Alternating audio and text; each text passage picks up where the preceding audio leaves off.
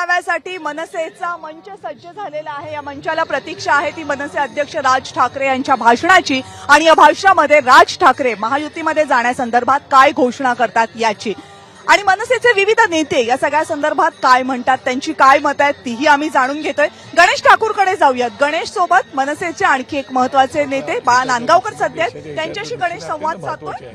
अशी भूमिका महायुतीत जाणं जवळपास मला अजून एक्झॅक्टली माहिती नाही, परंतु मला असं वाटतं की तुम्हाला कल्पना असेल 2014ला आम्ही असंच नरेंद्र मोदी साहेबांना पाठिंबा दिला होता आणि त्याच्यामुळे आता नेमकी साहेबांच्या मनामध्ये काय चालले त्याची कल्पना नाही, परंतु पाहू काय। पण मागील 1-2 वर्षांपासून पाहतोय तुम्ही हिंदुत्वाची कास धरली, त्या भूमिकेवर गेलात।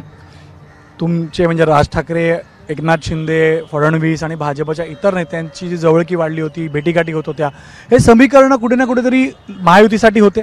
सन्मान्य राज ठाकरे साहेब हे राजकारणाच्या पलीकडचे व्यक्तिमत्व आहे। ते नेहमीच राजकारणाच्या पलीकडे जाऊन मैत्री करतात। त्याच्यात त्यांचा कुठेही स्वतःचा एक तर गर्वाचा लवलेश नसतो आणि कुठेही स्वार्थ नसतो आणि की कुठेही ते कॉम्प्रोमाइज कर अशा गोष्टी त्या कधी करत नाहीत आणि त्याच्यामुळे त्यांची सगळ्यांची त्यांचं जमतं आणि त्याच्यामुळे आता त्यांनी सगळेच लोक येऊन त्यांना भेटतात, बोलतात त्यांच्याशी, त्याच्यामुळे नेमकी आता भूमिका कळेलच। पण महायुतीत तुम्ही गेला तर त्यांची ताकद वाढेल, कारण अजूनही ठाकरेंची सिंपती कापण्यासाठी ठाकरे लागेल अशा मताचे भाजपचे काही नेते असं असतं एक लक्षात घ्या की हातात हात घेतल्यानंतर तो मजबूत होतो ना।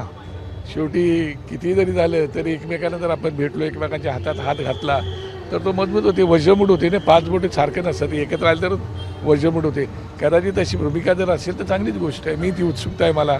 पण आतापर्यंत एकला चलोरीची भूमिका तुम्ही घेतली, त्यात जास्त फायदा पक्षाला होताना दिसला नाही, पण आज जर महायुतीत गेलात तर निश्चितपणे पक्षाला जी संजीवनी हवी ती मिळेल। नाही, मला असं वाटतं की असा कसा नाही फायदा आला, आम्हाला 2009ला फायदा आलाच होता ना।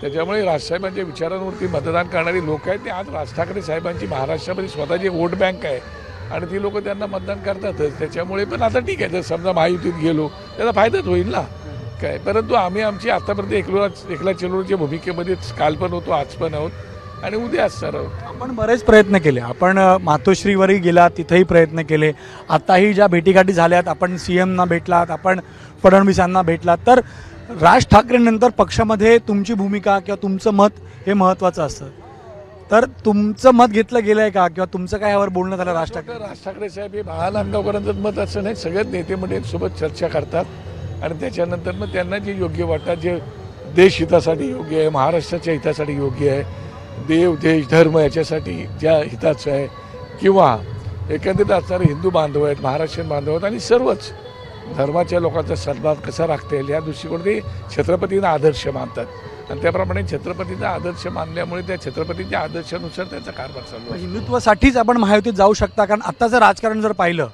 तर काँग्रेससोबत शिवसेना गेली, त्यावर टीका झाली, उद्धव ठाकरे स्वतः गेले, बाळासाहेब ठाकरेंच्या स्मृतीस्थळाजवळ आपण आहोत, तर हिंदुत्वासाठी सोबत गेलो तर विचित्र वाईट वाटायचं कारण नाही किंवा चुकीचं काहीच होणार आणि गेलं तर काही चुकीचं काहीच नाही असं मला वाटतं। वैयक्तिक मग शेवटचा प्रश्न की आपण राज ठाकरेंनी काय बाळा नांदगावकरांना वैयक्तिक मत नसतो, ते पक्षाचा एक नेता आहे, त्यामुळे मला वैयक्तिक मत नसतो, पक्षाचं मत हेच माझं मत असतं। बाळासाहेबांना तुम्ही खूप जवळून पाहिलं, काम केलं, तुम्ही जायंट किलर म्हणून त्यावेळेस समोर आलात, आता राज ठाकरेंना तुम्ही जवळून पाहताय, लोक नेहमीच कंपॅरिझन करतात की राज ठाकरे, बाळासाहेब ठाकरे, बोलण्याची शैली, ती भूमिका, बाळासाहेब ठाकरेंना देखील काँग्रेसला एकदा सोबत गेले, मग भाजपसोबत आले, आपली तशी भूमिका राहिलेली आहे, आज शेवटचा निर्णय होईल। कुठलीही भूमिका आमची तशी राहिलेली नाही, आम्ही सडेतोडपणे भूमिका आमची आतापर्यंत मांडलेली। 19ला आपण विरोध केला, तुम्हाला मी सांगतो, मध्यंतरच्या काळात 2007 ते 2014 पर्यंत मनमोहन सिंगांचं सरकार होतं।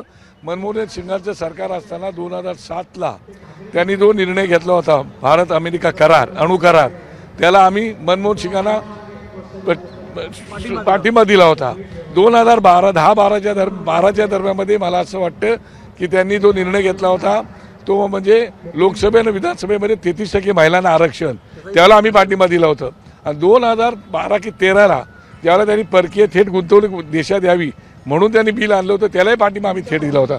त्याच्यामुळे जे चांगल्या देशाच्या हितात आहे त्याला पाठिंबा राज ठाकरे सदैव देत आलेत, ते कधी स्वतःचा स्वार्थ ठेवून किंवा बंद दारात चर्चा करून स्वतःचा फायदा बघत नाही, जे असेल ते ओपन आता राम मंदिरला दिलात, अमित शहाची भेट बरंच काय बोलते साहेब. अमित शहाना भेटणं म्हणजे महायुतीचे दरवाजे उघडले गेले तुमच्यासाठी, म्हणून हा प्रश्न आहे. हा ना, मग एकदम तुमचा प्रश्न काय चुकीचा नाही. काय ना, अमित शहा साहेबांना भेटून आल्यानंतर साहजिकच आहे तुमच्या मनामध्ये ते प्रश्न येणार. त्याच्यानंतर तुमच्या चर्चा पण त्या प्रकारे झाल्या आणि त्या सगळ्यांचं उत्तर म्हणून आज ही सभेमध्ये तुम्हाला मिळणार आहे. आणि महायुतीमध्ये गेलात तर बाळासाहेब ठाकरेंना आवडेल किंवा बाळासाहेब ठाकरेंचाच तो तशा प्रकारची भूमिका होती. 24-25 वर्ष आम्ही एकत्र होतो त्या काळामध्ये. असं काय करताय तुम्ही? त्याच्यामध्ये जसं घडलं तर मला आनंदच वाटेल, का विषय येत नाही. माझी तर फार प्रयत्न होता, तुम्हाला माहिती आहे. पूर्वी तुम्हाला माहिती आहे माझा प्रयत्न मी काय काय केला आहे, तो कशासाठी केलाय तोही माहिती आहे, तो जग जाहीर आहे. त्याच्यामुळे गोष्ट नाही, पण एखादी चांगली घटना घडत असेल तर मी त्याच्याकडे आनंदाने पाहिजे.